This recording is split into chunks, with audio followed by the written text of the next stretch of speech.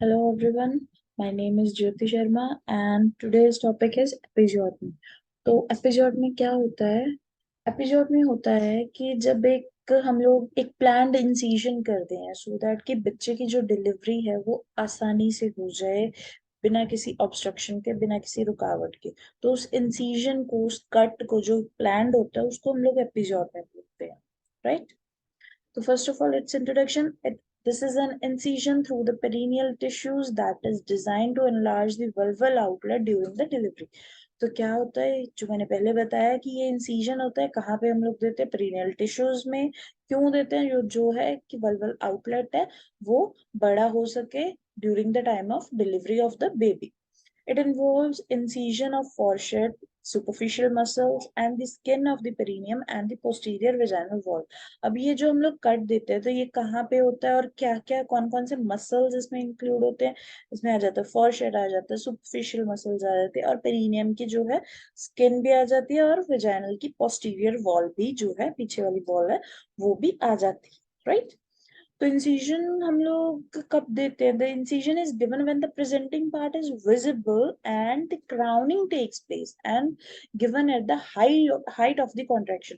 अब episiotomy देने के टाइम जो सबसे इम्पोर्टेंट और सबसे ध्यान में रखने वाली बात ये है कि हम लोग कब देते हैं एपिसोड में।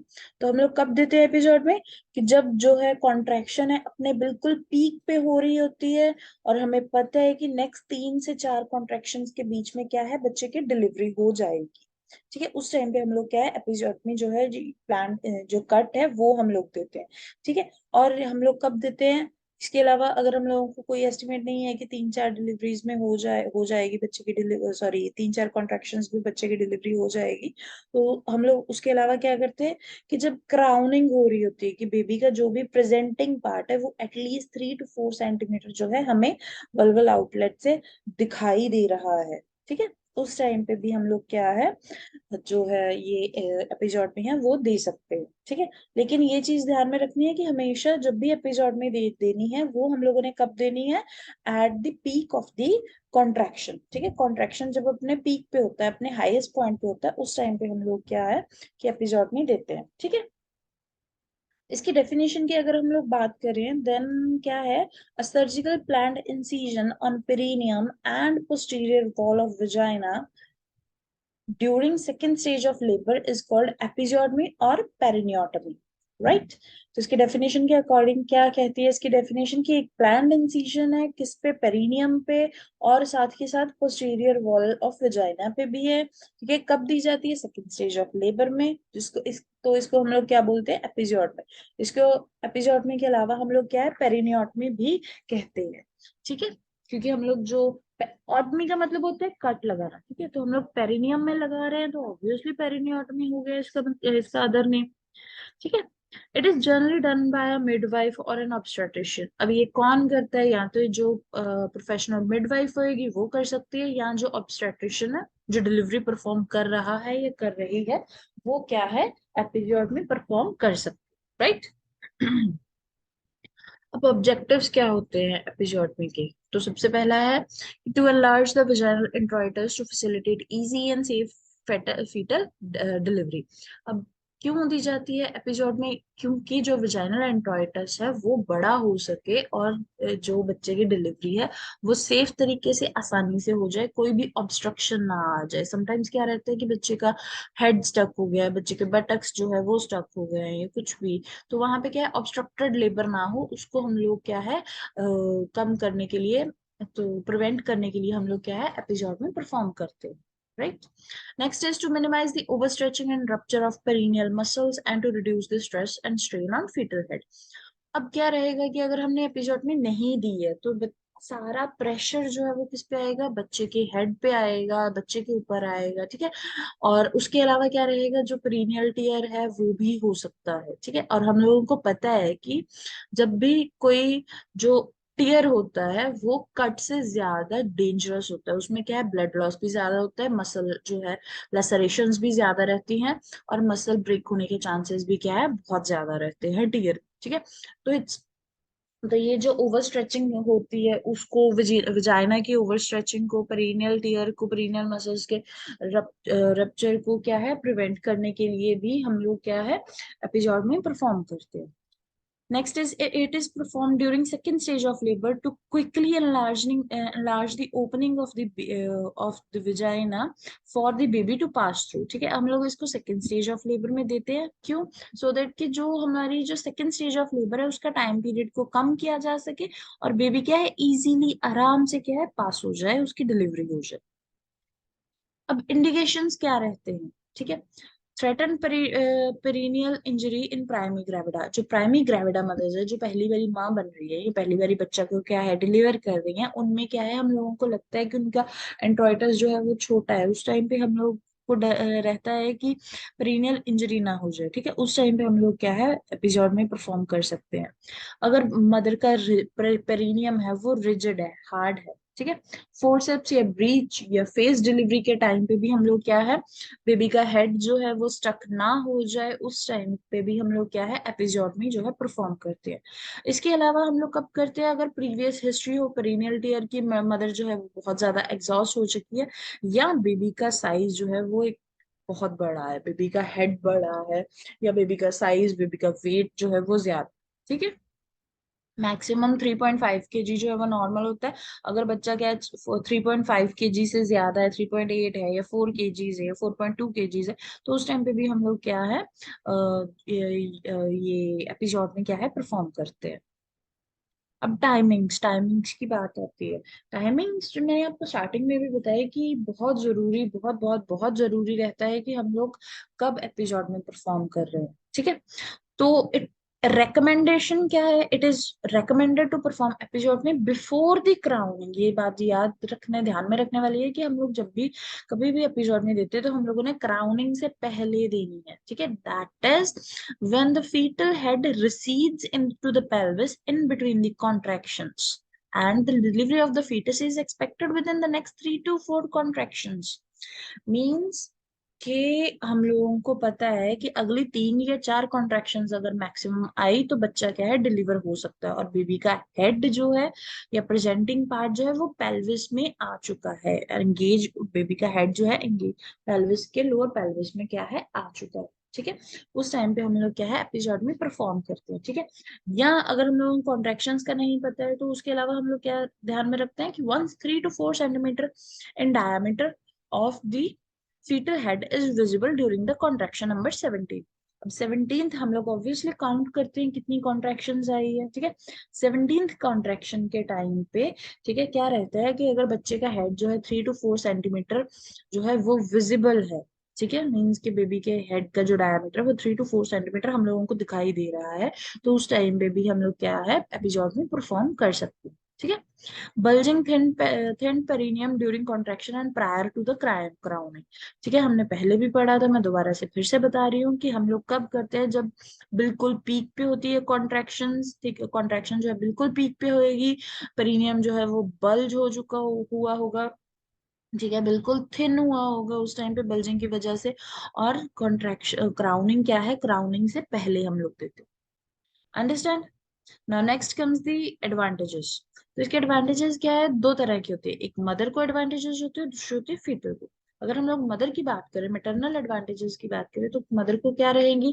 Clear and controlled incision is easy to repair heal better than the lacerated wound. ठीक है, हम लोगों को पता है कि अगर हम लोग एक प्लान्ड इंसिजन दे रहे हैं, एक सोच समझ के कोई कट लगा रहे हैं, तो उसको क्या है उसकी हीलिंग जो है वो इजीली हो जाएगी, रिपेयर इजीली हो जाएगा। लेकिन अगर वो टीयर है वो तो इजीली नहीं होएगा ना।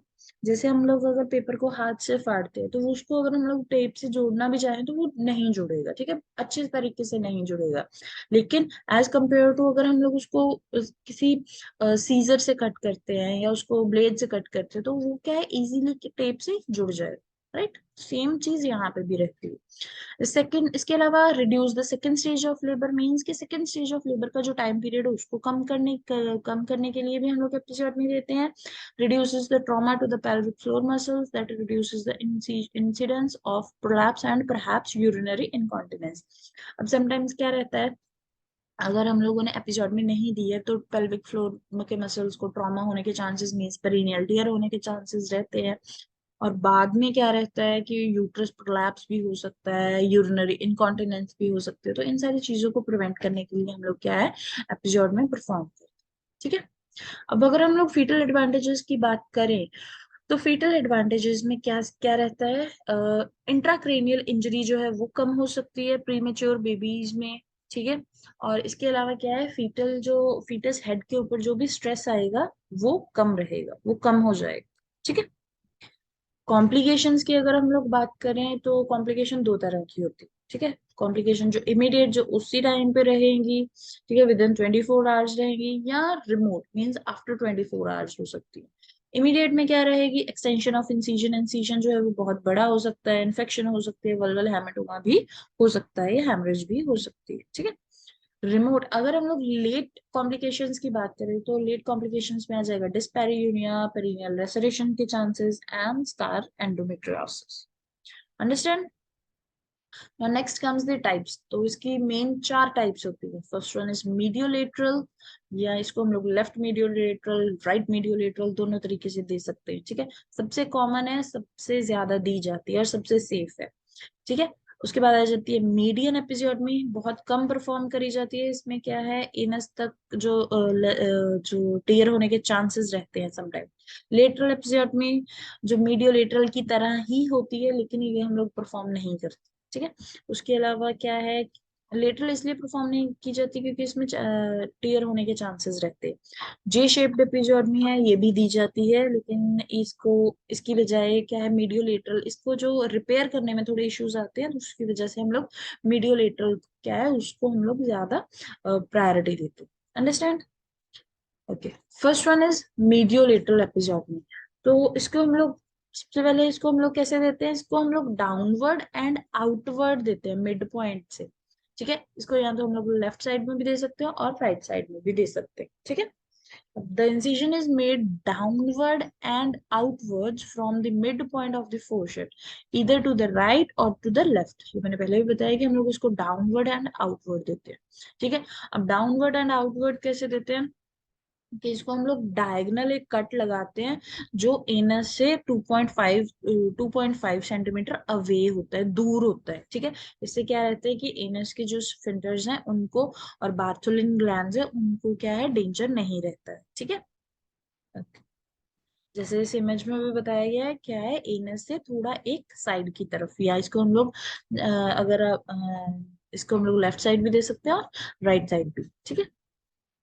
उसके बाद आ जाती है मीडियन एपिसोड में। मीडियन एपिसोड में क्या होती है कि बिल्कुल हम लोग मिड लाइन इंसिजन देते हैं। ठीक है। This is a mid line incision that follows the natural line of insertion of the perineal muscles. जो नेचुरल लाइन होती है जिसको हम लोग फॉरशेट बोलते हैं, वहां तक हम लोग देते हैं, मिड पॉइंट ऑफ द फॉरशेट तक। ठीक है। ये 2.5 सेंटीमीटर का इंसिजन होता है। ठीक है। The incision commences mean start होता है कहाँ से, centre of the fourchette and extends posteriorly along with the midline for about 2.5 centimeter। posterior wall of vagina से स्टार्ट हो गई, कहाँ तक, fourchette के मिड पॉइंट तक जाता है। ठीक है। It is associated with the reduced blood loss but a high incidence of damage to the anal sphincter। ठीक है। अब इसमें क्या रहता है, इसमें ब्लड लॉस बहुत कम होता है। ठीक है। इजी टू रिपेयर होता है, प्लस इसमें पेन क्या है वो भी कम होती है। लेकिन इसमें सबसे ज्यादा डेंजर कहाँ पे रहता है, कि एनल स्फिंक्टर जो है वो डैमेज हो सकते हैं। तो इस वजह से इसको क्या है, परफॉर्म बहुत ही कम किया जाता है। ठीक है। से कि 100 में से 2 to 3%। Next one is lateral episiotomy. Lateral episiotomy क्या रहती है, 1 centimetre away from the foreshoot incision is given and extended laterally। in this type of episiotomy there is chance of injury to the Bartholin ducts। अब इसमें क्या है, जैसे हमने यहाँ पे पढ़ा था, ये हो गई मिड लाइन, ये हो गई मीडियोलेटरल, राइट। अब मीडियन और मीडियोलेटरल के बीच में जो हम लोग कट लगाते हैं उसको लेटरल का कहते हैं। ठीक है। अब इसमें क्या है, बार्थोलिन डक्ट्स जो है, बार्थोलिन ग्लैंड्स जो है, उनमें इंजरी होने के चांसेस ज्यादा है। इस वजह से हम लोग क्या है, लेटरल एपिसोड में भी परफॉर्म नहीं करते। Understand. Now last one is J shaped episode में। जे शेप्ड एपिसोड में क्या रहता है, from the centre of the fourchette incision is given directed to posterior by along midline for about 1.5 centimeter and then directed downward and outward along 5 or 7 o'clock position to avoid anal sphincter. ठीक है, this is not done widely, not done widely मतलब बहुत ज्यादा use नहीं की जाती। अब जे shape का मतलब आ जाता है कि जे शेप हम लोगों को पता है कि हम लोग जे कैसे बनाते हैं, ठीक है। जिसमें क्या है कि हम लोग एक मिड लाइन इंसिजन देते हैं 1.5 सेंटीमीटर का, फिर उसके बाद क्या है बाहर की तरफ, चाहे लेफ्ट साइड चाहे राइट साइड, ठीक है, तो उसको हम लोग क्या है उस वहां पे कट लगा देते हैं, ठीक है।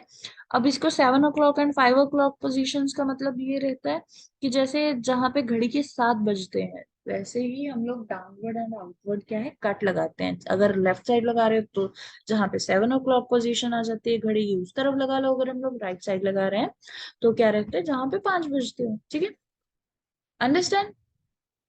So this is all about today's topic. तो हमने आज पढ़ा है एपिजोटमी, जिसमें हमने पढ़ा कि एपिजोटमी क्या होती है। It is a planned incision, कब दी जाती है, before crowning, during the second stage of the labour, और जब जो में कॉन्ट्रैक्शंस होती हैं वो बिल्कुल पीक पे होती हैं। उसके बाद आ जाती है इसकी क्या एडवांटेजेस थी, मदर को क्या एडवांटेजेस थी, कि इसकी क्या है पेरिनियम जो है वो बड़ा हो जाता है, इजी डिलीवरी हो जाती है, ठीक है। बच्चे को क्या है इसकी एडवांटेजेस थी कि बच्चे पर कोई भी एग्जॉशन नहीं रहता है, उसके ऊपर स्ट्रेस नहीं रहता है, इंट्राक्रेनियल हेमरेज जो है या इंट्राक्रेनियल प्रेशर जो है वो कम हो जाता है, ठीक है। इंजरी जो है वो प्रिवेंट हो जाती है। उसके अलावा आ जाती है, हमने पढ़ी थी इसकी कॉम्प्लिकेशंस क्या रहती है। वेल हेमेटोमा हो सकता है इमीडिएट कॉम्प्लिकेशन में। अगर हम लोग रिमोट कॉम्प्लिकेशंस की बात करें तो उसमें आ जाता है डिस्पेरियूनिया, आ जाता है लेसरेशन हो जाती है, ठीक है। उसके बाद हमने इसकी टाइप्स पढ़ी, कितने टाइप्स की होती है। First one is mediolateral, downward and outward होती है एंड बहुत कॉमन होती है। Second one is mid line. Mid line क्या रहती है, हम लोग एक downward natural path of perineum को फॉलो करते हैं, मसल्स को फॉलो करते हैं, ठीक है। फॉरशेट की मिड लाइन, मिड पॉइंट तक हम लोग क्या है कट लगाते हैं, लेकिन इसको हम लोग परफॉर्म नहीं करते हैं क्योंकि इसमें एनल सफेंटर को डैमेज होने के चांसेस रहते हैं, ठीक है। Third one is lateral, lateral भी हम लोग नहीं परफॉर्म करते, बार्थोलिन ग्लैंड्स को डैमेज होने के चांसेस रहते हैं। Fourth one is J shape, ठीक है। जे शेप भी हम लोग इसको कॉमनली परफॉर्म नहीं करते, बहुत कम करते, ठीक है। So this is all about today's topic. Thank you very much.